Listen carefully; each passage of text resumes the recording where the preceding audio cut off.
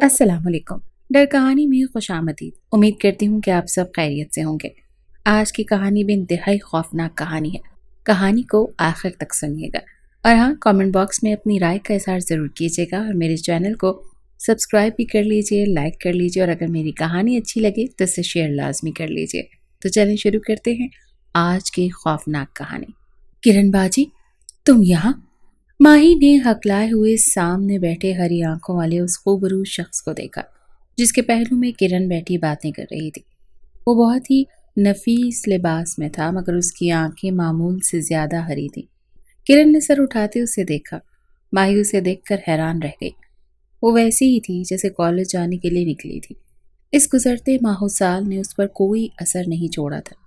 کرن کی نگاہوں میں مکمل اجنبیت تھی، جبکہ ماہی ابھی تک شاکڈ کیفیت میں تھی کہ جو کچھ وہ سامنے دیکھ رہی ہے وہ سچ ہے یا کوئی خواب۔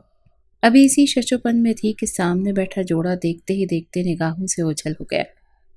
ماہی اور اسکول سٹاف نے اس جگہ کا چپا چپا چھان مارا، مگر کرن کو 10 سال پہلے کی طرح زمین نکل گئی یا آسمان، یہ کوئی نہیں جانتا تھا۔ بینو اور سلمان کی شادی حال ہی میں انجام پائی۔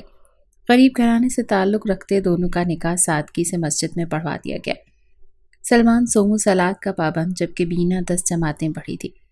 دونوں کے والدین حیات نہ تھے۔ سلمان ہی بینا کے لیے اب سب کچھ تھا۔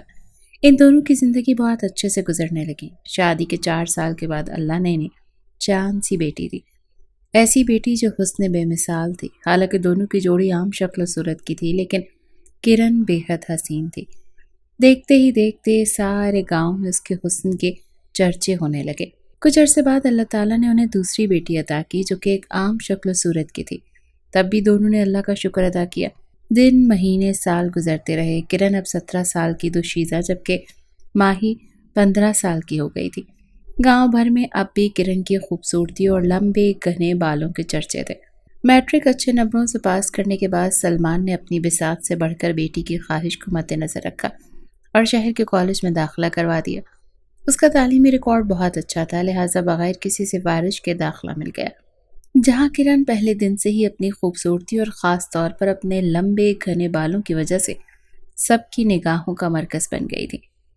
گاؤں سے شہر کا فاصلہ کچھ کلومیٹر کا تھا، جو کرن آدھا پیدل طے کرتی تھی، جو انتہائی دشوار گزار ہوتا تھا۔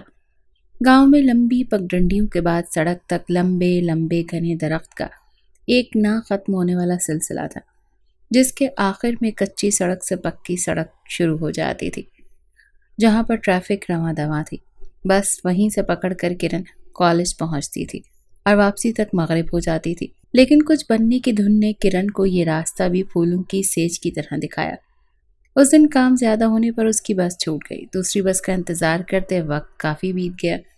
تمام راستے وہ گھبرائی اور خوفزدہ رہی، کیونکہ اس کی تمام سہیلیاں جو راستے میں اترتی تھیں اپنے گھروں کو پہنچ چکی تھی۔ جو ہی وہ گاؤں کے سٹاپ پر اتری تو چاروں جانب ہو کا عالم تھا۔ بے انتہا گھنے درخت معمول سے ہٹ کر ہی خوفناک لگ رہے تھے۔ وہ جیسے جیسے فاصلہ طے کر رہی تھی ویسے ویسے اس کا دل دھڑک رہا تھا، جو پہلے کبھی نہیں ہوا تھا۔ کچھ ایسا ہونے لگا تھا۔ اسی اثنا میں ٹھنڈی ہوا کا ایک جھونکا اس کے گالوں سے آ کر ٹکرایا، جس میں مدھم سی خوشبو رچی بسی تھی۔ اسے لگا جیسے اس کے ساتھ کوئی چل رہا ہے، جیسے وہ بہت قریب محسوس اسے کر سکتی ہے، مگر وہ وجود نگاہوں سے اوجھل تھا۔ اچانک اس کے کانوں کو مدھم سی آواز سنائی دی، کرن رک جاؤ۔ کرن دھک سے رہ گئی۔ وہ کوئی مردانہ آواز تھی، شاید کوئی لڑکا کالج سے اس کا پیچھا کرتے یہاں تک آیا تھا۔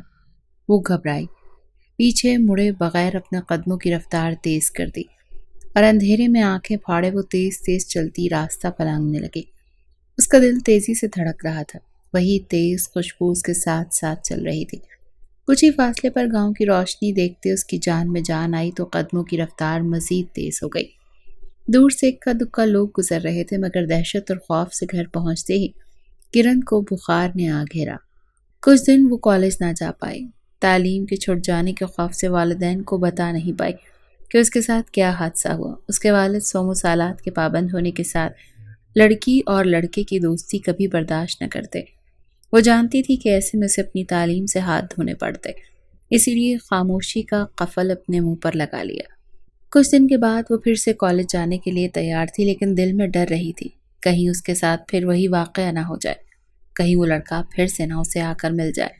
خود کو ہزار تعویلیں دیتی گھر سے نکل کھڑی ہوئی۔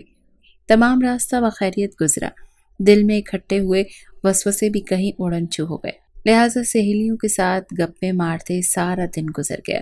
شام ڈھلے جوں ہی بس سے اتری، اندھیرے کو دیکھتے وہی خوف دوبارہ اود آیا۔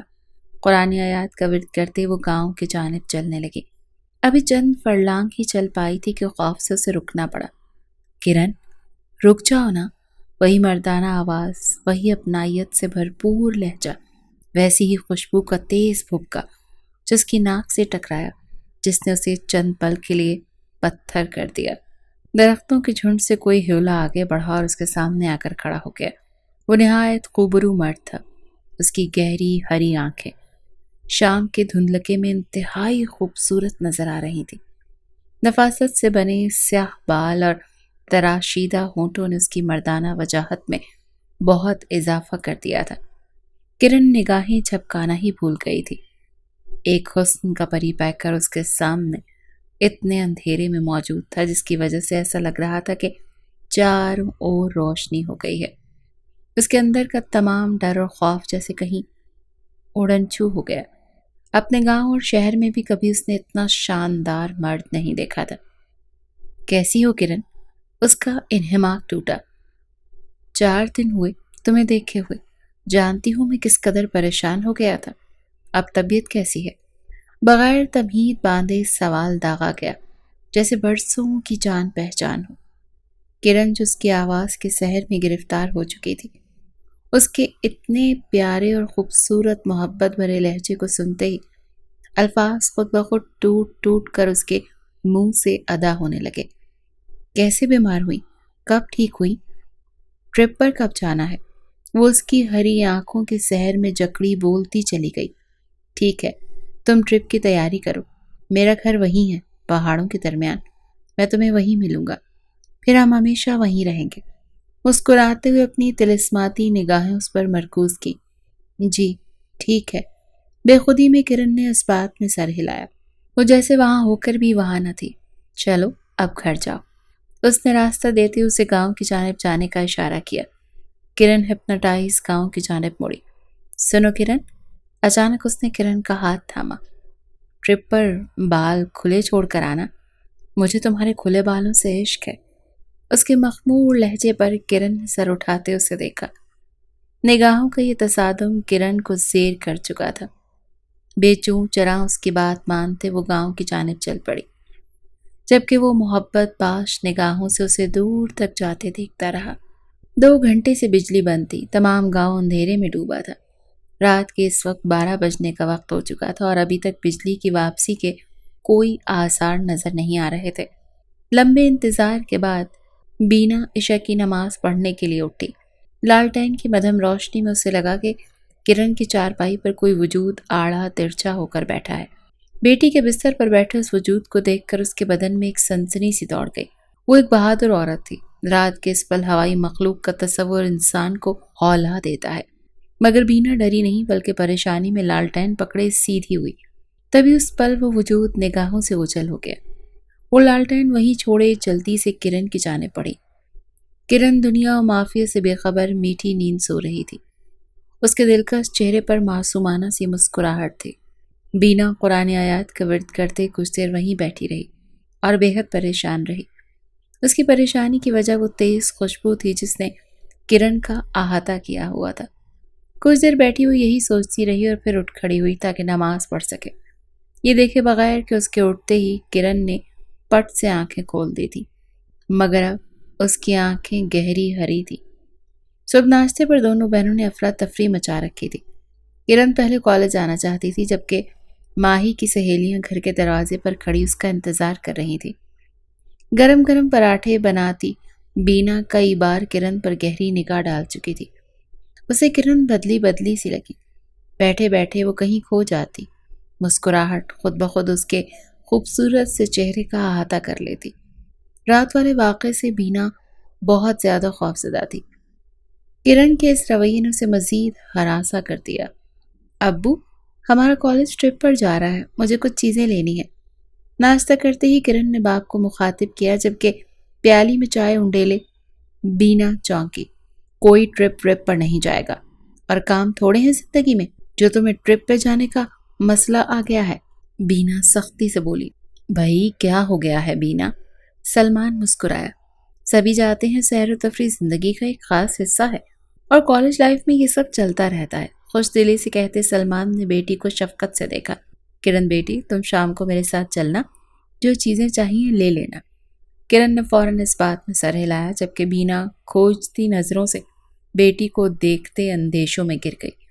بینا نے ٹرپ پر بھیجنے سے سختی سے انکار کر دیا، جبکہ سلمان جانے کے حق میں تھے۔ دونوں کی بحث 2 دن سے جاری تھی، مگر ابھی تک کسی فریق کی جانب سے پیش قدمی نہیں ہوئی تھی۔ دونوں بہنیں اپنے کمرے میں بیٹھی انہیں جھگڑا کرتے سن رہی تھی کہ کرن اچانک اٹھی اور ماں کے سامنے جا کر کھڑی ہوئی۔ امی، اگر آپ اس وجہ سے بھیجنا نہیں چاہ رہی ہیں کہ آپ کو مجھ پر بھروسہ نہیں ہے تو پھر میں نہیں جاؤں گی۔ ہاں، اس کے علاوہ اور کوئی بات ہے تو وہ آپ کو بتانا پڑے گی۔ وہ دونوں کے سر پر کھڑی شش و پنج میں انگلیاں مروڑ رہی تھی۔ اس کے اندر کی بےقلی باپ سے پوشیدہ نہ رہی۔ بیٹی کے پراعتماد لہجے پر سلمان نے چاہا کہ کچھ کہے، اس سے پہلے بینا بول پڑی۔ نہیں میری بچی، اللہ کا جتنا شکر ادا کروں کم ہے جس نے مجھے اتنی صالح اور نیک بیٹیاں دی۔ مجھے کہیں بھیجنے میں کوئی دقت نہیں۔ وہ تذبذب کا شکار ہوئی۔ 3 دن پہلے وہ جو کچھ دیکھ چکی تھی اسے بتا نہ پائی۔ انہیں خوف تھا کرن کے ساتھ کچھ برا نہ ہو جائے۔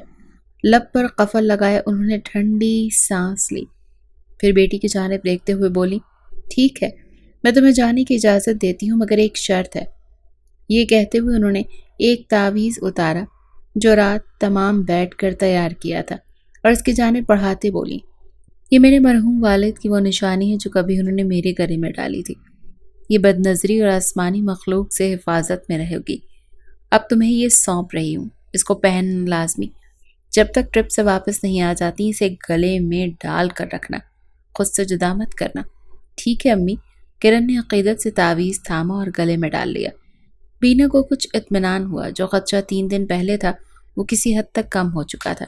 صبح سویرے دونوں بہنیں بستر چھوڑ چکی تھیں، جبکہ کرن نے رات کو ہی ٹرپ کی تیاری مکمل کر لی تھی۔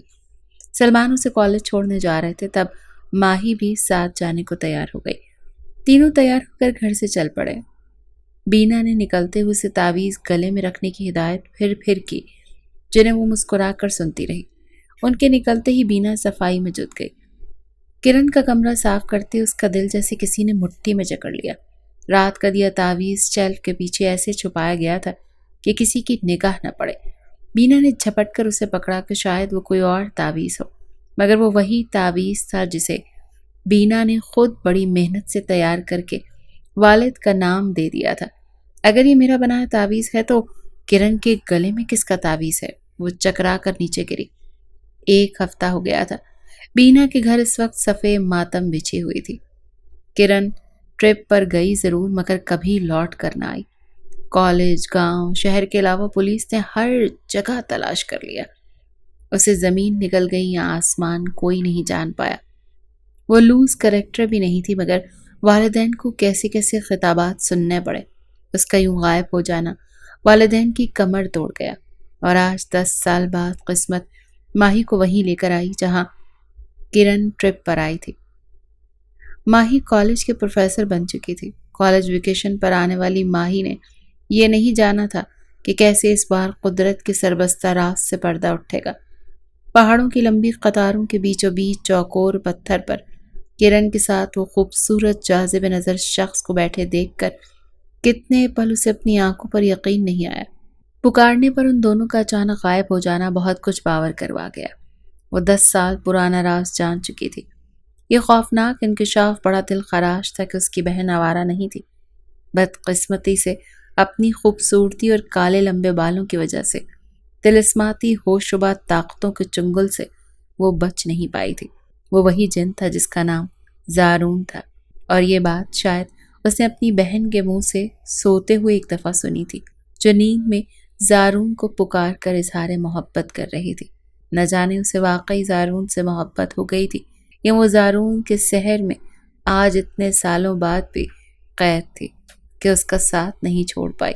اور پیچھے والدین نہ جانے کیا کچھ سوچ کر بیٹھ گئے تھے، لیکن جیسے کہ زارون نے کہا تھا کہ اسے ہمیشہ کے لیے اپنے ساتھ لے جائے گا، وہ تعویذ اس نے گلے سے کیسے اتارا یہ آج بھی ایک راز ہے، کیونکہ بقول بینا کے وہ تعویذ اگر کرن کے گلے میں رہتا تو پھر کوئی بھی جن اس کے نزدیک نہیں آ سکتا تھا، کوئی بھی غیر مرئی مخلوق اس کو چھو نہیں سکتی تھی، تو پھر وہ تعویذ اس کے گلے سے کیسے اتر گیا؟ اور جو تعویذ اس کے گلے میں موجود تھا وہ کون سا تعویذ تھا؟ یہ راز ہمیشہ راز ہی رہ گیا، بس یاد رہ گئی تو کرن کو صرف وہ ہری آنکھیں جن کے ساتھ وہ آج بھی خوش و خرم زندگی گزار رہی ہے۔